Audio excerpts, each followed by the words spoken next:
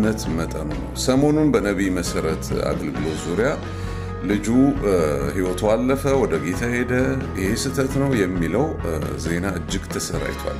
የሃይማኖት ተቋማት፣ የእምነት ተቋማት እምነት መጠን አለው። ስለዚህ ስህተት አይኖርም ማለት አይደለም። ወደ ህግ ይቅረብ ይፈረድ ምናምን የምትሉት ሰዎች እውነት ለልጁ አዝናችሁ ነው? አይደለም። በየገዳማቱ የኢትዮጵያ ቤተክርስቲያናት ውስጥ በየገዳማቱ በየጸበላ ጸበሉ በየነገር በሱ ምክንያት የሞቱ ሰዎች አሉ። በርካታ ሰዎች ሞተዋል። ስለዚህ ፍሬናችንን ያዝ እናድርግ። ሃይማኖት ውስጥ ጥፋት ሊኖር ይችላል።